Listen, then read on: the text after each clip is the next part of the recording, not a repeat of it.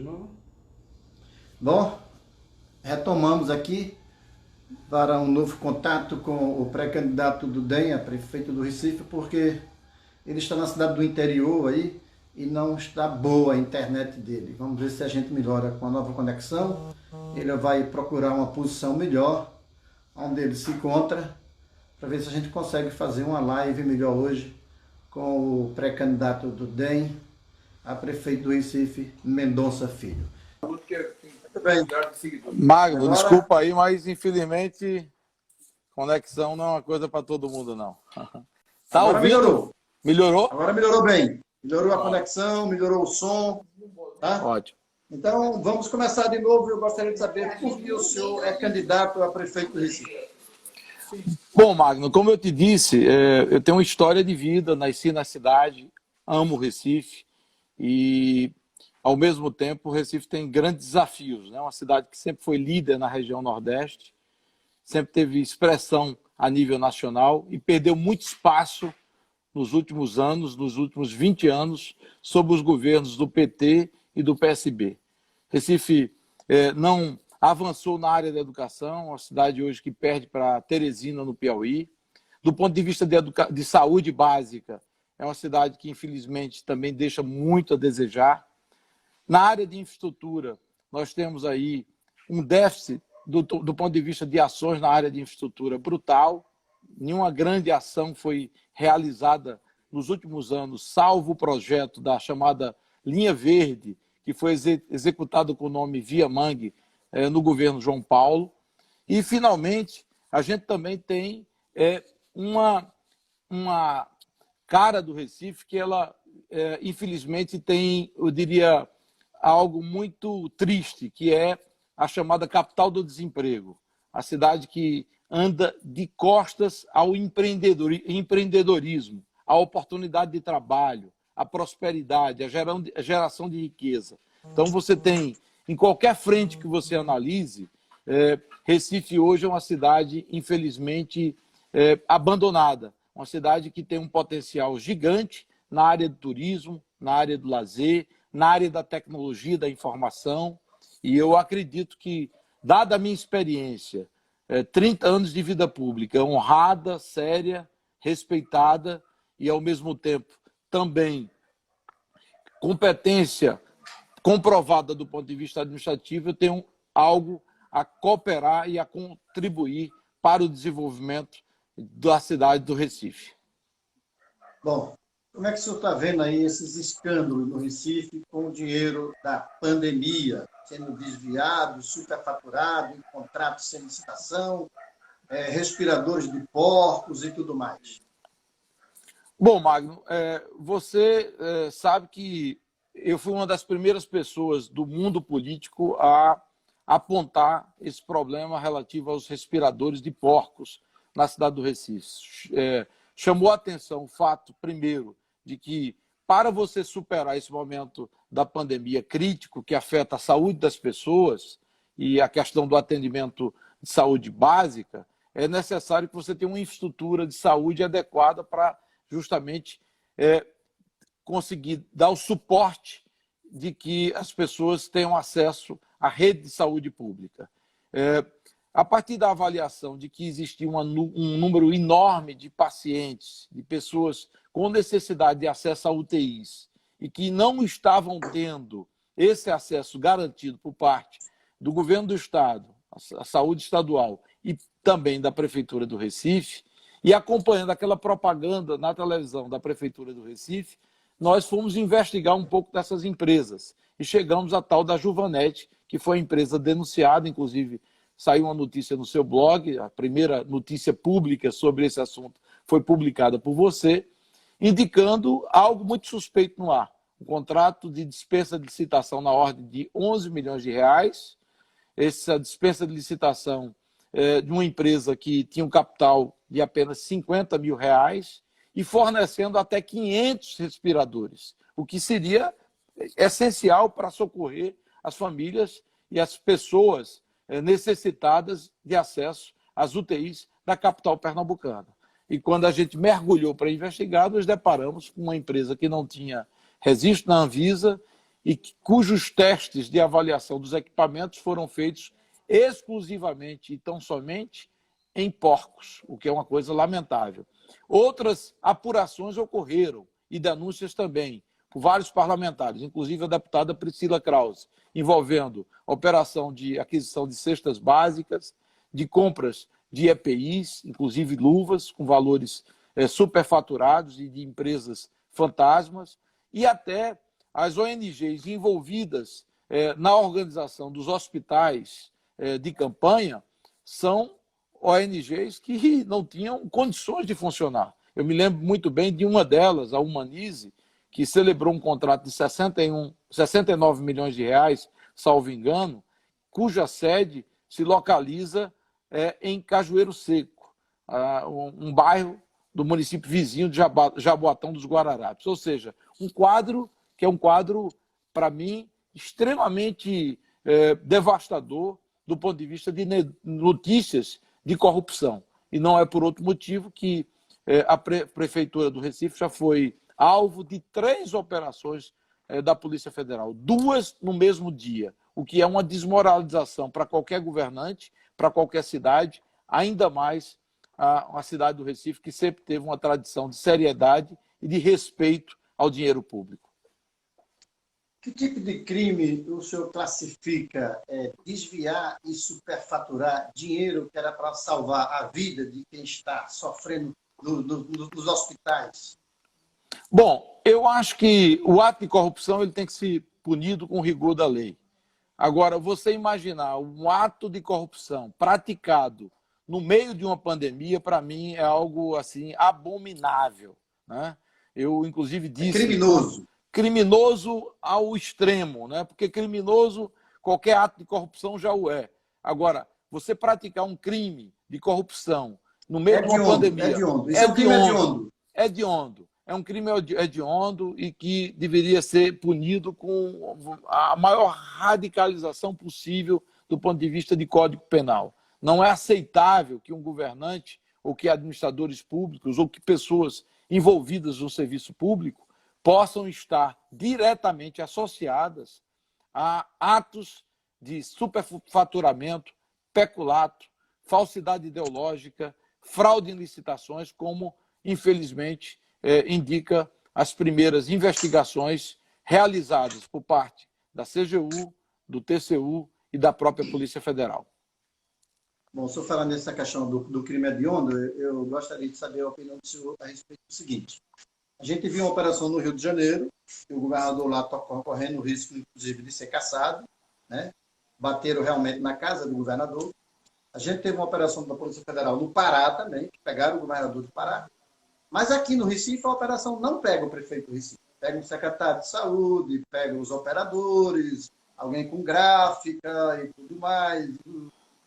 Os gatos pingados, né? Vamos dizer assim, né? Então, por que isso não chegou ao prefeito Geraldo Júlio? Bom, primeiro, Magno, você não pode fazer uma conclusão do processo de investigação. Qualquer investigação que se preze, se for séria e qualificada, ela se dá levando em consideração o fator surpresa.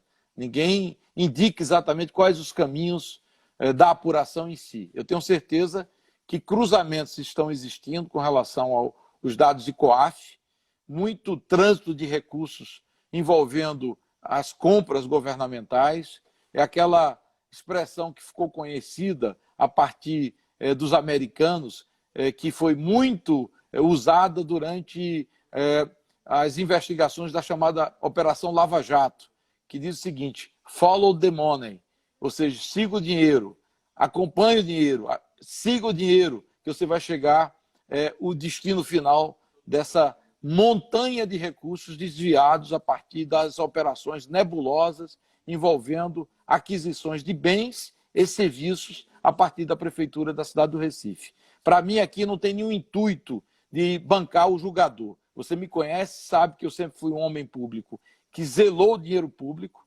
Eu exerci várias funções públicas de relevo. Fui vice-governador vice-governador de Pernambuco durante 7 anos. Fui governador durante 9 meses. Fui secretário de Estado muito jovem, aos 24 anos de idade, e fui ministro da Educação comandando um orçamento da ordem de 130 bilhões de reais, tá? Cerca de 20 vezes o orçamento da Prefeitura do Recife. E sempre agi com rigor. Coloquei gente em lugar estratégico para coibir qualquer tipo de desvio. E quando tinha indicativo de pessoa não fazendo o certo, punia imediatamente, afastava e apurava. Esse é o dever de qualquer governante. O que me espanta nesse caso aqui envolvendo a Prefeitura do Recife e das 3 operações da Polícia Federal, meu caro Magno, é o fato de que até agora nós não tivemos um só pronunciamento público por parte do prefeito Geraldo Júlio. E para mim isso é inexplicável. Como é que o prefeito do Recife, diante de um quadro como esse, 3 operações da Polícia Federal, se limita, por exemplo, a enviar notas oficiais para a imprensa e para a mídia como um todo? Para mim é muito pouco.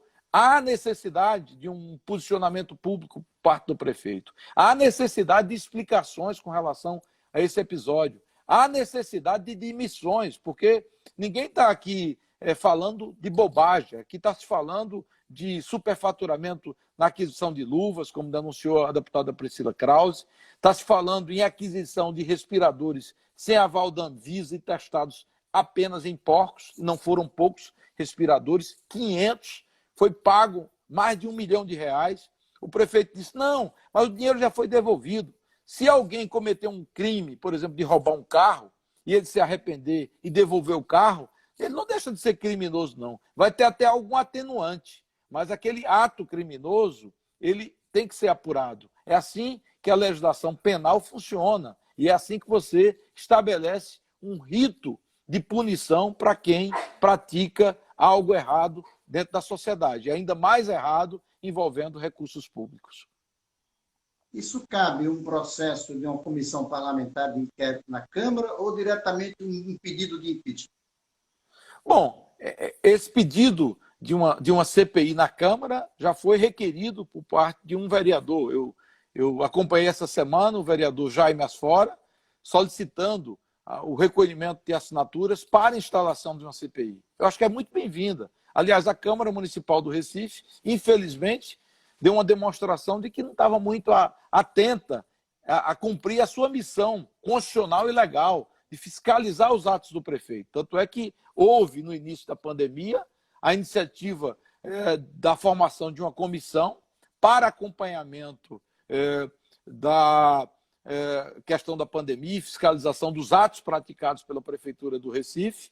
E, infelizmente, Magno, essa comissão, sob a orientação do próprio prefeito e da sua secretaria que cuida das relações políticas com a Câmara Municipal, mandou a sua maioria estabelecer que não deveria criar essa tal dessa comissão especial. É uma coisa absurda. Quer dizer, quando você marcha para a questão do portal da transparência, é a mesma coisa. Você encontra enormes dificuldades. Nós que acompanhamos, os vereadores que querem fiscalizar os atos da prefeitura, o cidadão... Hoje eu sou um ING, um indivíduo não governamental, mas exerço o meu papel de homem público que se preocupa com Recife, que se preocupa com o futuro de Pernambuco, que quer o bem da cidade. Recife é uma cidade hoje suja, abandonada, o Recife mal cuidado, o transporte público não funciona.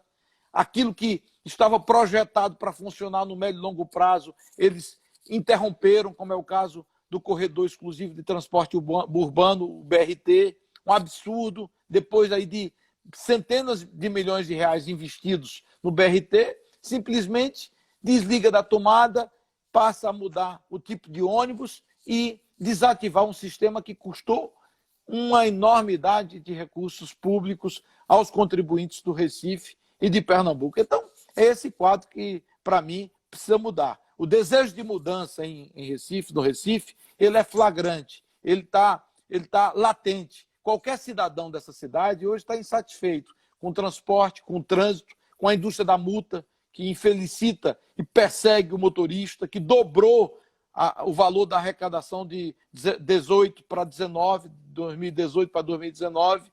E se deixar assim, o PSB vai continuar querendo arrecadar mais e mais, como faz, por exemplo, com relação ao PTU IPTU, que é um dos mais caros do Brasil.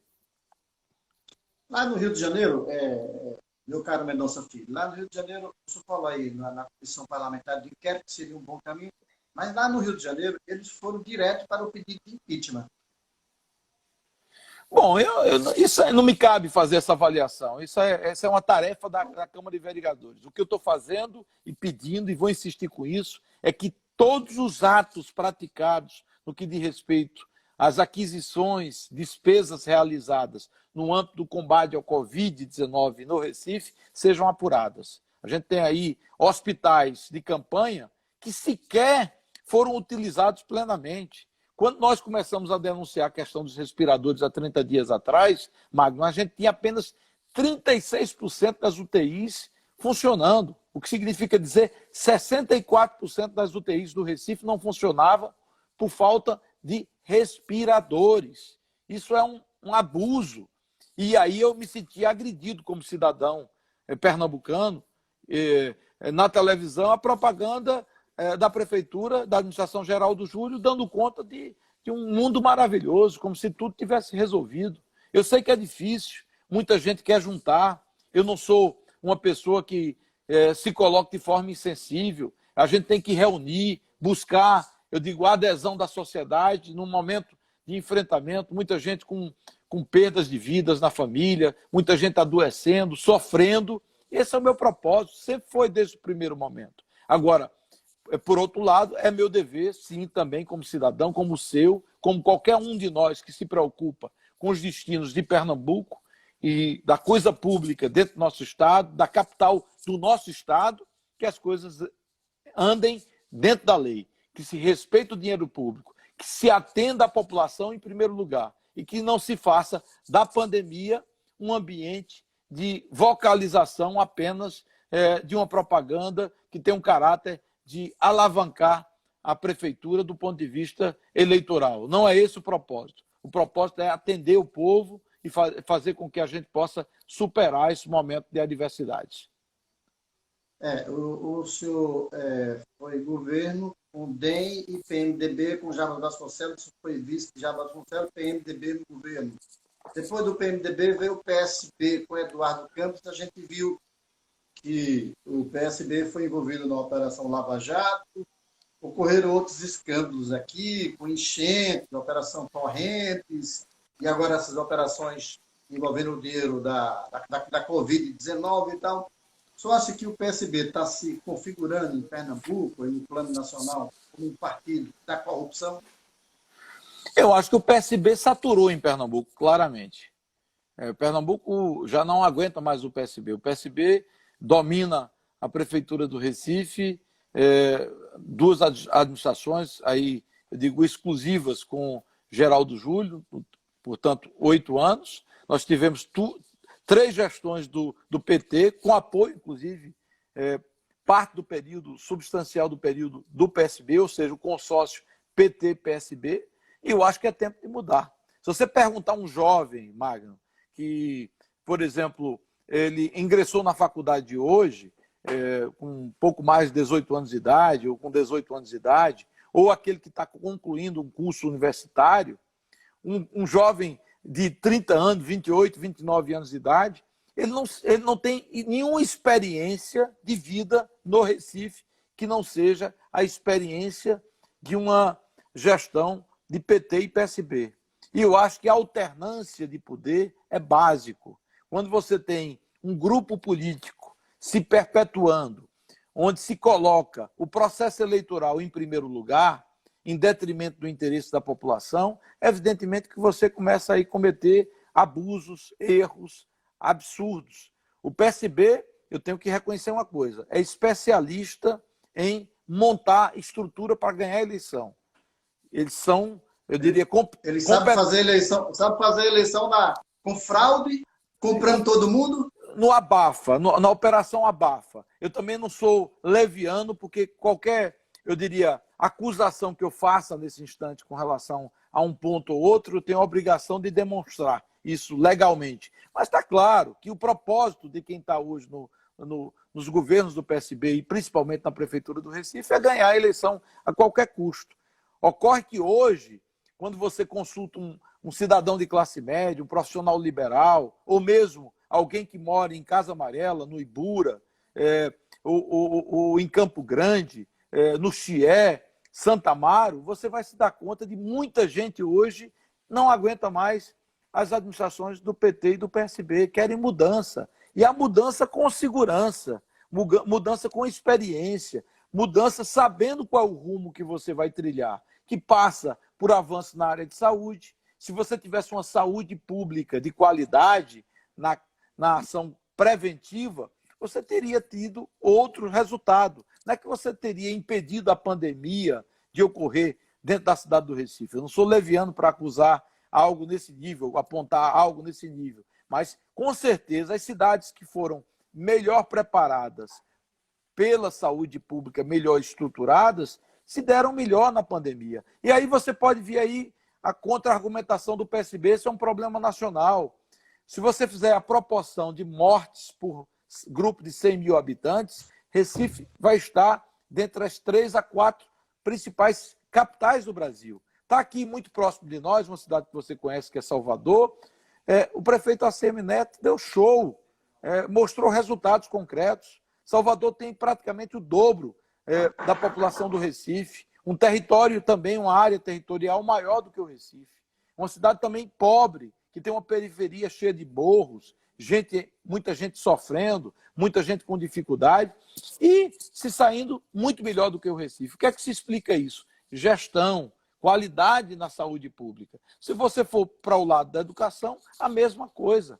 A educação no Recife perde para a cidade de Teresina. O nosso IDEB, ele é medíocre. A gente deveria ter um desempenho de IDEB, que é o que mede a qualidade da educação na capital pernambucana, muito melhor do que temos. Quando você limita esse IDEB, ou seja, o desempenho educacional de um aluno na educação, no ensino fundamental, você está limitando o futuro dele. A gente tem que ter compromisso, enquanto gestores públicos, com o futuro das crianças, dos jovens. E eu não vejo essa preocupação.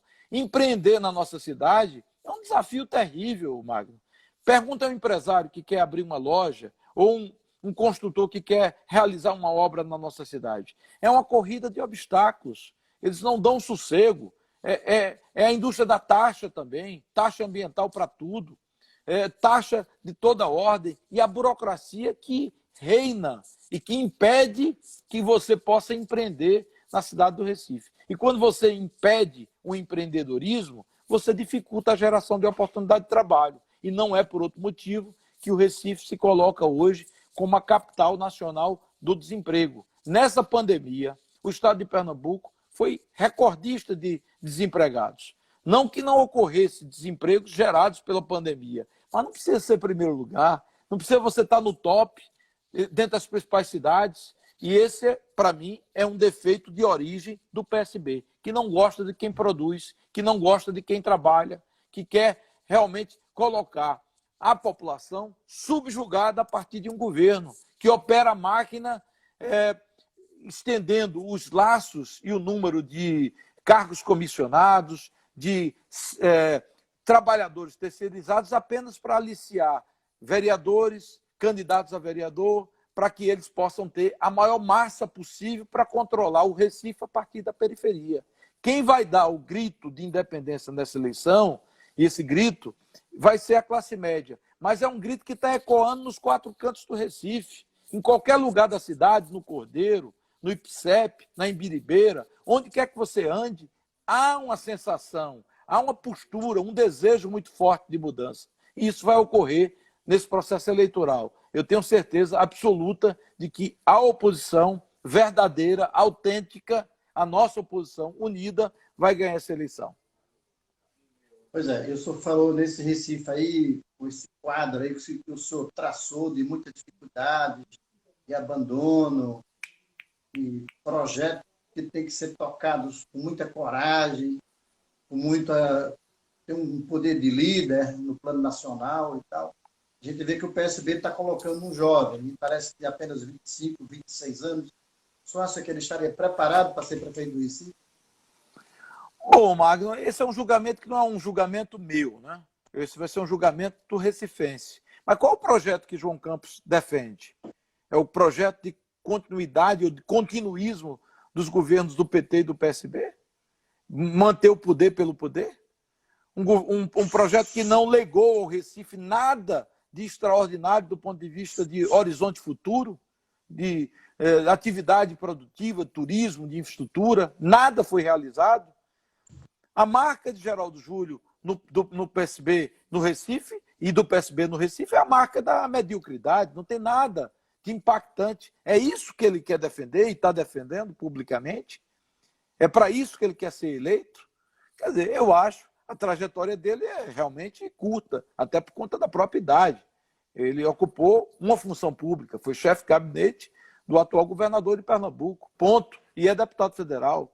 Minha vida foi calcada, foi baseada em vários passos. Eu fui subindo de forma gradual. Fui o deputado mais jovem do Brasil, aos 20 anos de idade. Fui um dos secretários mais jovens também, aos 24 anos de idade. Fui deputado federal também, muito jovem, com 28 anos de idade, vice-governador com 32 e governador com 39. Mas tudo que aconteceu na minha vida foi passo a passo. Perdi eleições. Qual o problema nisso? As derrotas me ensinaram bastante. E eu fui fonte de resistência política, porque eu nunca me vendi ao PT, nunca me submeti ao PSB. Eu sempre fui uma voz de cobrança e de defesa dos melhores caminhos para Pernambuco e para o Recife. É assim que eu me coloquei. E eu pergunto, qual é o projeto de João Campos para o Recife? Quando, por exemplo, estava no calor desse debate, levando em consideração as questões dos desvios, das denúncias sérias de corrupção com relação ao combate ao coronavírus no Recife, eu fiz uma pergunta a ele, qual era a opinião dele com relação ao uso dos respiradores de porcos. Aí ele não fala. Nesse assunto ele não fala. Aí ele desvia, vem puxar para o debate nacional. Não cola mais. Todas as eleições que ocorreram em Pernambuco sempre foram nacionalizadas. A conveniência do PSB. A gente vai debater o Recife. Eu quero debater, por exemplo, a prioridade dada do PSB, de João Campos e de Geraldo Júlio, para construir de um monumento ao desperdício do dinheiro público, para não dizer outras coisas como a Arena da Copa, a Arena Pernambuco, lá em São Lourenço da Mata, um estádio que custou mais de R$ 1,5 bilhão e que abrigou 4 jogos da Copa do Mundo. Eu quero discutir, por exemplo, o projeto de navegabilidade do Capibaribe, que foi promessa do PSB em várias eleições, tanto para governo estadual como para governo municipal. O que é que se tem hoje? Começaram lá e pararam, né? Mais de 100 milhões investidos, dragagem de rio, acusação de desvio de recursos públicos. Está lá o Tribunal de Contas do Estado apurando, até hoje. Barcos que foram adquiridos, até hoje não utilizados. Na propaganda oficial, uma beleza. Era o barquinho correndo, andando pelo rio Capibaribe, atendendo a questão do turismo, transportando gente de canto a canto da cidade, mas depois que passa a eleição, todo mundo esquece. O BRT aí é um projeto que eles desmontaram, aproveitaram a pandemia para desmontar o projeto do BRT, tirando os ônibus articulados. Lá em Salvador está funcionando, que é uma beleza, viu? Muito bem. Eu andei lá no BRT. Conjugado com o metrô. Por que não fizeram isso? Porque, infelizmente, a prioridade deles não é atender a população. Até a prioridade deles é atender o interesse de perpetuação no poder. Isso não dá mais. A gente tem que gerar esperança para o povo. Eu tenho disposição, eu sou uma pessoa que, onde entrei na minha vida pública e você acompanhou, eu dei o sangue, dei suor meu muito forte e dedicação exclusiva para as funções que eu ocupei na vida pública. Sempre fui um deputado aplicado. Em Brasília, não passei despercebido dos 3 mandatos de deputado federal. Pelo contrário, fui líder do meu partido 2 vezes e cumpri minha missão para defender o Estado de Pernambuco. Sempre me uni com as forças políticas pernambucanas, buscando o melhor caminho para o nosso Estado e para a nossa cidade, a capital de Pernambuco, a cidade do Recife. Essa é a minha história de vida. E é com essa história de vida que eu me coloco como opção.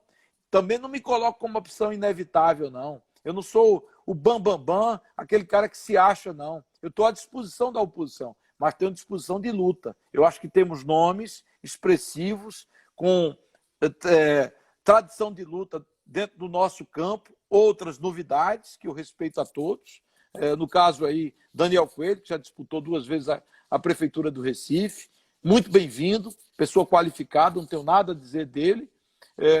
O Feitosa, que passou um longo período aliado do PSB, 14 anos, me parece, aliado do PSB. Agora é um dissidente, agora é um dissidente. Agora é um dissidente. Seja bem-vindo às forças de oposição.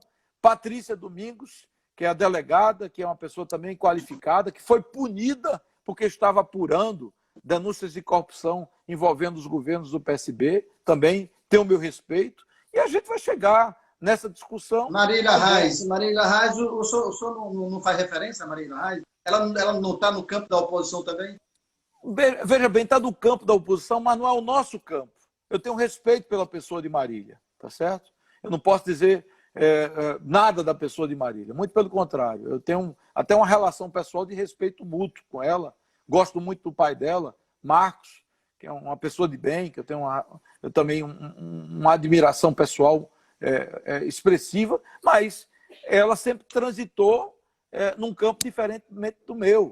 E o PT, eu nunca usei a minha mão para votar no PT. E acho que vou morrer sem cometer esse absurdo, porque eu acho que o PT, a lógica do PT é uma lógica que não entra na minha cabeça. É um governo sufocante, aumento de cargas tributárias, sufocando a população que trabalha. Então, é algo que, sinceramente... Opa, parece que está caindo a ligação aí. Ô, Mendonça, voltou bem. Você está me ouvindo bem? Magno, voltou? Voltou. Mas está querendo, está ameaçando. Agora melhorou. Agora melhorou. Mendonça? Oi, Magno. Oi, Magno. Está me ouvindo bem? Está me ouvindo Agora bem? Voltou bem. Agora sim. Então, assim, o campo dela é um campo diferente do meu. Eu acho que o caminho de Marília é um caminho de continuidade das administrações do PT. Nós já tivemos 8 anos Está ruim, voltou a ficar ruim. de PSB. Voltou? Mendonça, voltou. Mendonça, deixa eu te perguntar uma coisa. Em relação a Marília, Daniel Coelho esteve aqui na live na sexta-feira passada e disse que Marília não era do campo de vocês, como o senhor falou aqui agora, da oposição. Disse que ela era uma dissidente do PSD. E o senhor falou aqui no início da live que PSB e PT era a mesma coisa. Então, a Marília nunca vai ser posta na mesa de um acordo com vocês? Não, o campo do acordo nosso é um campo que envolve a oposição fora da esquerda. A oposição do consórcio PT e PSB é uma oposição que domina o Recife há 20 anos. Eles se revezam, ora aliados, ora adversários. Na última eleição para o governo de Pernambuco, o PT e o PSB estiveram juntos. Paulo Câmara foi o candidato a governador e um dos candidatos ao Senado foi Humberto Costa, Magno. Não é isso? Humberto fez, eu diria, chapa junto com o PSB. Então, são um balaio só, é um ajuntamento, a mesma expressão. Não é possível que o Recife só possa conhecer as administrações do PT e do PSB. São 20 anos, já basta, já deu o que tinha de dar. É preciso mudar. O senhor traria para cá, eleito prefeito do Recife, esse modelo que a gente vê hoje lá com a CM Neto em Salvador? Eu não tenho dúvida de que a gestão ACM Neto tem enormes exemplos que podem ser inspiração para a cidade do Recife. Na área de transporte público, você acompanhou lá a integração de transporte público com o BRT. Na área de turismo, é uma cidade que tem um turismo muito mais dinâmico do que o Recife. Recife tem um parque hoteleiro que sempre foi um dos mais relevantes do Brasil, hoje está sucateado, abandonado, pouco prestigiado. Ele, inclusive, inaugurou há pouco um centro de convenções novo, O Centro de Convenções de Pernambuco, que fica em Olinda, na divisa Recife-Olinda, foi construído ainda na época do governo Moura Cavalcante. Nós precisamos de um centro de convenções novo aqui para o Recife, para que a gente possa fomentar o turismo de negócio. Na área da educação, ele tem dado show, um excelente desempenho. Na área da saúde, ele avança muito melhor do que a cidade do Recife. E eu acho que a gente tem alguns potenciais que são, eu diria, potenciais semi-explorados. Por exemplo, a área de tecnologia da informação, Magno, que tem como base o Centro de Informática da Universidade Federal, sob a liderança, dentre outros, do professor Silvio Meira, que depois eles fundaram o CESA e que contou, durante o governo Jarbas Mendonça, com nosso apoio, inclusive com a aplicação de recursos da CELP, para a criação do Porto Digital. O Porto Digital pode se expandir mais, pode se dinamizar ainda mais, gerando oportunidade de trabalho, a indústria criativa, interrelacionando com a cultura, com o cinema, que é tradicional na nossa cidade, e com a tecnologia da informação, que é uma forma de você dinamizar uma atividade econômica que gera muitas oportunidades de emprego, com uma média, inclusive, de renda bem maior do que outros segmentos. Então, e o setor de comércio. O Recife, infelizmente, está perdendo, como tradicionalmente sempre foi um polo comercial da região nordestina. Hoje a gente está expulsando o comércio do Recife. Boa parte dos comerciantes que eu converso, Magno, sabe o que é que me dizem? Que eles têm apenas uma unidade aqui no Recife, ou em Pernambuco, e em cidades do interior também. Caruaru, Santa Cruz, Toritama, Belo Jardim, Vitória de Santo Antão, na região metropolitana, a mesma reclamação. Por quê? Porque com essa política fiscal do governador Paulo Câmara, da antecipação tributária, e com a carga de ICMS mais elevada do que Paraíba e Alagoas, muitos comerciantes montam base na Paraíba, em Alagoas, para abastecer Pernambuco a partir dos estados vizinhos, o que é um absurdo. Então, a gente está reduzindo a geração de oportunidade de trabalho por conta justamente da falta de iniciativa dos governos do PSB para reter o talento comercial que sempre foi tradicional da capital pernambucana. Antes de eu entrar em outros assuntos, eu queria passar para o senhor aqui uma pergunta que chegou aqui nessa questão da política. É o seguinte: o senhor é um dos grandes quadros da política nacional. O partido pode até fazer o próximo presidente da República. Por que o senhor não se dedica a organizar o partido no interior de Pernambuco, assegurar uma eleição de deputado federal e ainda por cima fazer a prefeita do Recife, que ele se refere a Priscila Krause? Bom, Priscila Magno, eu inclusive a apoiei e apoiei com grande entusiasmo, porque considero um dos grandes talentos da política pernambucana. Não é só do meu partido, não. Quando você discute gente que tem qualidade na política, basicamente você tem que colocar a Priscila num time muito restrito dos políticos e das políticas de destaque, das mulheres públicas de destaque. Então eu digo, um fã de Priscila. E nunca neguei qualquer que seja a oportunidade para que ela pudesse ascender do ponto de vista político. Inclusive, na última eleição, como já disse, apoiei Priscila, estive com ela nas eleições de 2016 e, para mim, seria um prazer também poder apoiá-la numa eleição como essa. Eu não tenho a disputa de 2020 como um projeto de ordem pessoal, como uma questão de Mendonça quer ser por quer ser. Eu não tenho essa vaidade, muito pelo contrário. A minha trajetória política já me preenche bastante. Eu fui muito além do que projetava no início da minha vida pública. Como eu disse há pouco, fui governador, vice-governador. Recentemente passei um período de quase 2 anos como ministro de Estado da Educação. Você sabe que quando você olha um quadro ministerial como o brasileiro, a educação aqui do Brasil ou em qualquer parte do mundo é sempre uma área nobre, importante, porque impacta a vida das pessoas.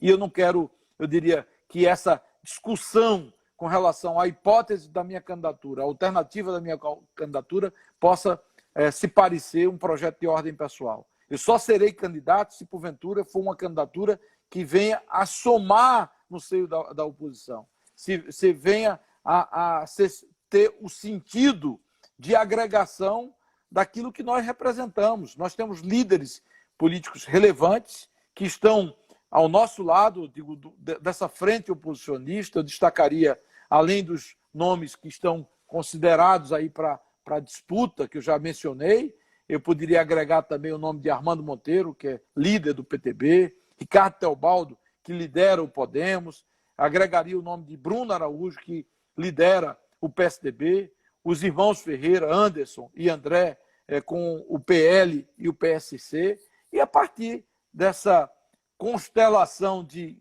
grandes nomes da política, a gente vai chegar a um bom termo. Se porventura a candidata for Priscila, ótimo, terei prazer enorme de apoiá-la, assim como terei enorme satisfação de apoiar, como já revelei publicamente, a Patrícia, o Daniel, ou mesmo o Feitosa, que chegou recentemente às hostes da oposição. Como é que o senhor imagina esse cenário da definição do candidato da oposição? O senhor acha que a tendência é a unidade de um candidato da oposição, ou as oposições vão ter um candidato, vão se dividir, ter várias opções, vamos assim dizer? Magno, para mim, eu tenho uma convicção. Se a oposição, nesse núcleo que nós falamos há pouco, se dividir, vai entregar a disputa da Prefeitura do Recife, mais uma vez, ao PT e ao PSB. Porque fica muito claro, há 4 anos atrás, o que é que nós assistimos? Uma divisão nas nossas forças. Tivemos a candidatura de Priscila e a candidatura de Daniel. E não fomos para o segundo turno e, consequentemente, o que é que tivemos? João Paulo, pelo PT, disputando com Geraldo Júlio, que era candidato à reeleição, naquela ocasião, 4 anos atrás. Se nós tivermos uma divisão no nosso campo, nós vamos ter a repetição desse mesmo quadro, ou pelo menos a hipótese será muito forte nesse sentido, disputando aí Marília contra João Campos, o que seria terrível, seria muito ruim para nós, e seria pior ainda para o Recife e para os recifenses que almejam um projeto alternativo, entendeu? Então eu trabalho como primeira e principal prioridade, focando o Recife, um projeto de mudança com segurança a partir dessas forças de oposição. Meu nome está à disposição, eu sempre coloquei isso, não é um nome inevitável, eu acho que eu tenho qualidades, eu tenho experiência, eu tenho uma vida pública limpa, poucos homens públicos têm uma trajetória de mais de 30 anos com ficha limpa como eu me orgulho disso, porque faço política com zelo, escolho pessoas certas, quando tem alguém que porventura sai do lugar do ponto de vista do cumprimento com o seu dever na minha equipe, é punido, é afastado, e é assim que deve se governar e administrar uma cidade, um estado, um ministério, ou qualquer coisa na vida pública, com zelo, com responsabilidade. Agora, eu considero que no nosso campo nós temos pessoas que reúnem as qualidades básicas para disputar a eleição. Eu não sou o único, eu não me coloco como tal. Eu queria saber quando é que vocês vão ter assim, um consenso em torno desse nome, porque nós já estamos no final de junho, julho já está aí batendo a porta, as convenções vão ser em agosto. O senhor não acha que está assim, afunilando muito, não? Acho, Magno. Houve um fato que foi extraordinário, é indiscutível. A pandemia retardou todo o calendário político eleitoral. Tanto é que, inclusive, está se cogitando a possibilidade, e amanhã, inclusive, o Senado deve estar apreciando uma PEC para adiar a eleição para novembro. Mas, mesmo assim, se nós estivéssemos no ano eleitoral normal, claramente a gente já teria a definição de quem seria o candidato no campo da oposição. Não houve essa decisão. Eu tenho, inclusive, instado os líderes principais que comandam os principais partidos da oposição no nosso campo para que a gente possa ultimar isso. Eu acho que essa decisão ela não pode ir muito além da primeira semana, dos primeiros 15 dias de julho. temos que ter uma decisão. Quem é o candidato, quem será o candidato para apresentar uma proposta de mudança, pensar a cidade do futuro, assumir compromissos com o recifense e demonstrar num debate público elevado que o Recife merece um futuro de mudança e de mudança com segurança para melhor. Como é que o senhor está imaginando fazer a campanha, no caso do senhor vier a ser o candidato dessas forças de oposição no ano de pandemia? Essa eleição, essa campanha, nós não teremos a campanha tradicional de rua, do aperto de mão, do abraço, das convenções, das caminhadas. Como é que o senhor está imaginando, como é que está passando na sua cabeça essa campanha? Bom, Magno, eu acho que a pré-campanha ela já começou a inovar por si só. Modéstia à parte, eu fui um personagem público que, mesmo sem mandato, protagonizei um papel significativo, apresentando denúncias, como a que eu acabei de, há pouco mencionei, dos respiradores de porcos, envolvendo a Prefeitura do Recife, participando do debate público, tendo em vista o problema de transporte na nossa cidade, quando apontei a questão do BRT, que está sendo sucateado e desativado na calada da noite pelo governo do PSB também no Estado e com a conivência da Prefeitura do Recife. E fiz isso como? Usando os meios de comunicação, blogs e também lives. O que nós estamos fazendo hoje, se porventura nós não tivéssemos a pandemia, certamente não teríamos a mesma intensidade. Toda semana eu realizo 2 lives, por exemplo, sempre debatendo temas que dizem respeito à educação, à infraestrutura, à saúde, ao interesse da sociedade. Temas interessantes, os mais diversos, de forma muito despojada e muito aberta. E eu acho que é dessa forma que os homens públicos e as mulheres devem se comportar.